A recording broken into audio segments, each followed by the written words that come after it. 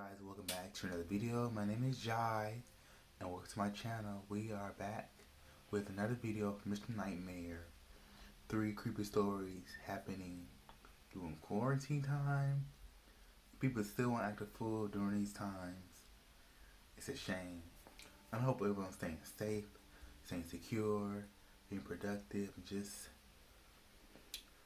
doing good things for themselves. So 3 scary stories that happened while quarantining, and we're still on quarantine. So let's see what we got.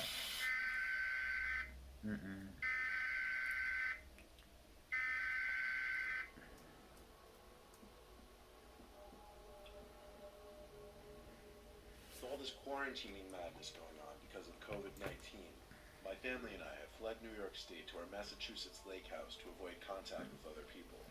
The lake, which I will not name for safety reasons, has a bunch of houses surrounding it, and in the summer months, it's full of boats and people barbecuing and drinking. But right now, in late March, when I'm writing this, it's kind of a ghost town here, and it's weird seeing it like this here. Anyway, I wouldn't be here writing this if something didn't go wrong, right? Yeah. My younger brothers, who I'll call Steve and Glenn, were out on the deck overlooking the lake with me. We were setting up the table for a game of beer pong, which we invited our dad to play with us so the teams would be even. The sky had reached that point after sunset where most of the sky was dark, but there was still that hint of orange on the horizon. The lake was calm and quiet, not a single boat, and all the neighboring houses seemed to be vacant. We were truly the only ones around still. Our deck has a fire pit, so we lit that for extra light as well as heat because it was chilly. The 4 of us were playing a game of beer pong, and in the middle of it, Glenn grabbed his phone and lowered the music to his portable speaker. He and Steve turned around to look over the deck to the grass below. My dad and I went over to see what they were looking at. Glenn said he heard something below us, and he could see someone walk under the deck. The deck doesn't have a stairway leading down. You have to go inside and downstairs to get down there. So my dad and I went downstairs and out the back door under the deck. There was nobody there. My dad called out a bunch of times to confirm this, and we went back upstairs. The thing is, Steve swore by it as well that he also heard someone speaking from under the deck. Regardless, we cut the game of beer pong short and went inside, making sure to lock the door. My mom and dad were up in their loft bedroom, while I was in the living room playing PlayStation. That's when it started. Loud, aggressive bangs on the sliding door. Accompanied with the bangs was a man's shrieks and screams. Sounded like he was screaming for help. The curtain to the door was shut, so I couldn't see who it was, but apparently everyone in the house heard it, because my brothers and parents came rushing to the living room. My dad yanked the curtain open to find himself face to face with some red-in-the-face man banging his fist on the glass, begging to be let in. He was claiming he was hurt and needed help. My dad asked, "Where are you hurt?" He didn't answer that, though. He just kept repeating, "Let me in, I'm hurt." No, you're not. My dad then yelled to get out of here before we Let me in, I'm hurt.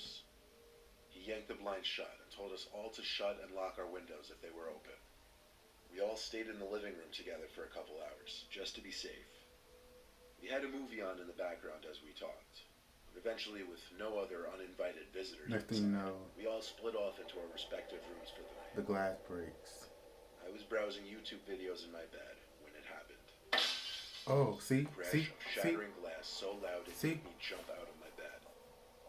My heart instantly started racing.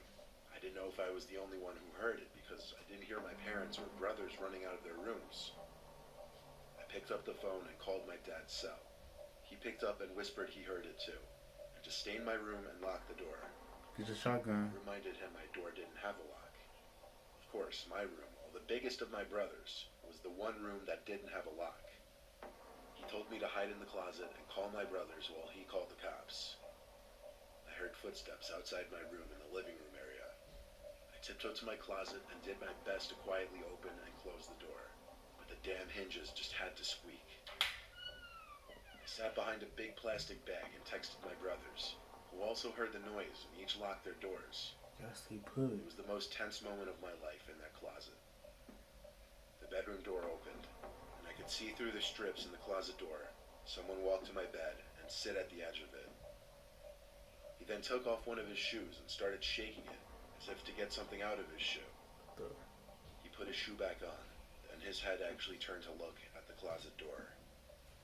I felt as though he was looking at me. Uh-oh. There was just this silence for the longest time, until he finally spoke, saying, "I know you're in there. I'm sure your family already called the cops. I'm not sure what my next course of action should be."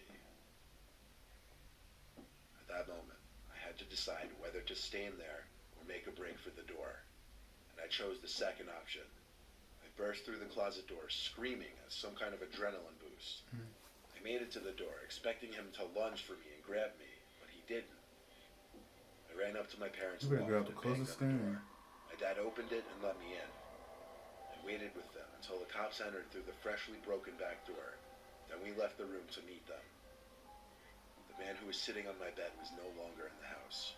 We checked every closet, under every bed, every little crevice of the house.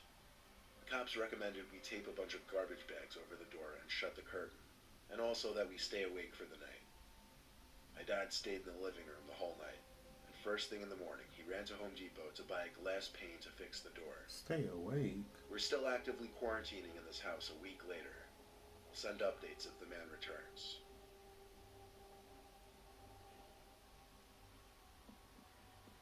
People still acting delusional around these times.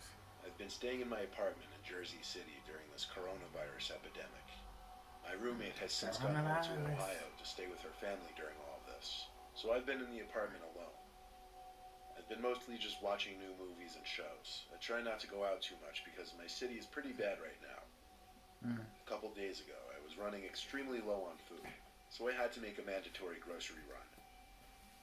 I went to the nearby Trader Joe's wearing a mask and gloves, which, including the insane line and limited stock, turned out to be a production.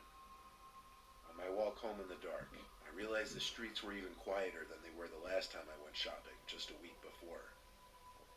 Suddenly, out from an alleyway, some guy wearing a mask and gloves approached me. He had a baby wrapped in a hoodie and small blanket in his hands. He seemed very sincere in asking me to let him take his son to my apartment real quick so he could change his diaper and feed him his food. He swore to me that he was clean, and that he really needed this favor for just 5 minutes, that it was an emergency. Hearing the baby's little cries, and the fact that this man even had a child with him and just seemed sincere, the soft part of me agreed. What? I led him to my apartment building. It's not only a short bathroom? walk from there. We walked up the 3 stories to my apartment, and I let him inside, asking him to close the door behind him. I cleared a spot on the living room table for him to change his child's diaper and whatever. When I turned around, the man was like pacing around, or more like snooping around, I guess. He went into my kitchen to do God knows what. I called over to him that I set up the table for him to use. He didn't answer. I started getting confused. This man uses baby as a pawn. Saw him looking around suspiciously, and what else I saw confused me. The man was standing with what I thought was his child, held in only one hand. It took me a second to understand. What? It wasn't a child. It was just some baby doll wrapped up in a blanket. I'm assuming one of those realistic ones that make the crying and moaning noises. The man looked at me and pulled out a gun from his right pocket. That's where things went from 1 to 100 real quick. He looked at me with a gun aimed at me and said something along the lines of, "I'm gonna take what I want and you're gonna stay in my sight." Of course, I had to say okay with a gun aimed at my head. I wondered if it could be a BB gun with a tip painted black, but even if it was, I doubted I could overpower him. I couldn't risk it. The man pulled out a big black bag from his backpack and filled it with valuables, including my wallet, some of my roommate's jewelry, kitchen valuables, my brother's Xbox, which he lent me, and my iPad. It was sickening to watch, but I was the most scared of him pulling the trigger of that gun.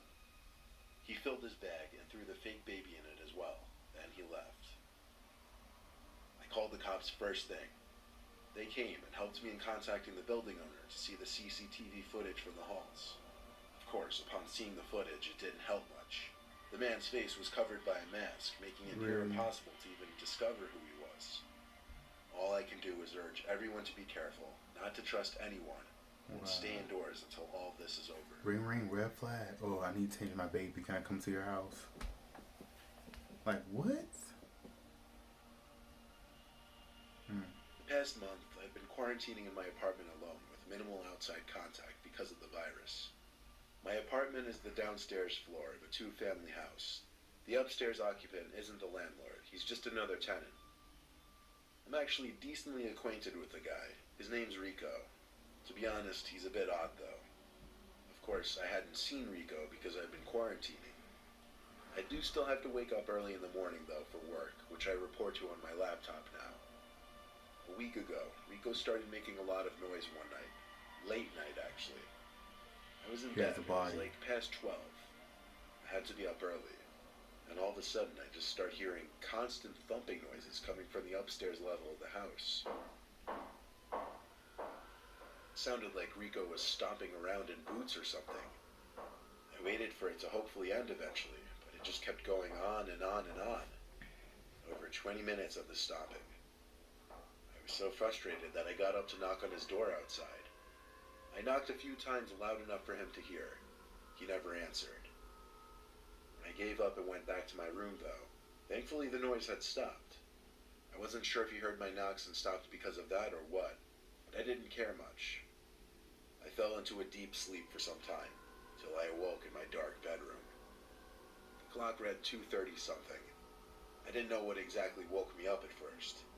Then I realized it must have been the fact that the room was cold. And I realized my window on the opposite side of the room was open about a foot. I knew for a fact I did not do that. I got up and quietly shut it, looking around my room paranoid. I checked under my bed and in the closet. No one there.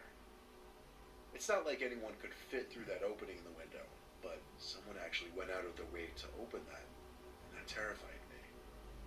I did a scope of the place with all the lights on, and I could confirm there was nobody hiding inside, so I went back to bed with one eye open. Then the noises upstairs started again, thumping and stomping. I couldn't take this anymore. It almost sounded like he was hitting the floor with a hammer or something. Yeah. I went up to his door again and pounded on it, yelling his name as well. Once again, no answer. I went back inside and grabbed my phone and dug deep for Rico's number. I didn't have it saved. It was buried in my text conversations somewhere. When I found it, I called him. He didn't pick up the first time or the second, but on the third time, he picked up sounding confused and like he had just been woken up. I said in a rather annoyed tone that he needed to stop making the constant noises. Period. He asked what I'm talking about, and I explained the thumping noises. Then he dropped the bomb and told me, Jared, I'm not in my apartment. I went home to stay with my family a week ago. Call the cops. It suddenly made a lot more sense, and I realized the noises had stopped ever since I went back to the door. I hung up before saying another word and dialed 911, not wasting a second. As I was on the phone talking to the police operator, I heard a clicking in my bedroom window. Someone was outside trying to lift open the window, which I had just locked earlier. I screamed as I realized it, and then yelled at the operator to hurry with the police. Oh, that's how they She said they were on their way, and asked me to describe the man, but I couldn't. It was too dark. He seemed to hear my conversation, I would guess, and walked away from the window. 4 police officers showed up. I led them to the upstairs apartment, where the door was unlocked. I walked in behind the officers, and not much searching needed to be done. There was a man with long graying hair down to his shoulders, who was sitting on the couch, looking up at the ceiling, seemingly laughing. When the officers approached him to arrest him, the man focused in on me, still laughing. He started to point at me, and that's when I had to leave because I was too freaked out. I waited until the man was in one of the police cars before talking to the officers again.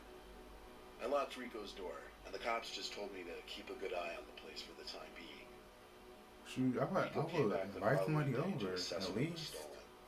Invite somebody over, my dude. It does make no sense.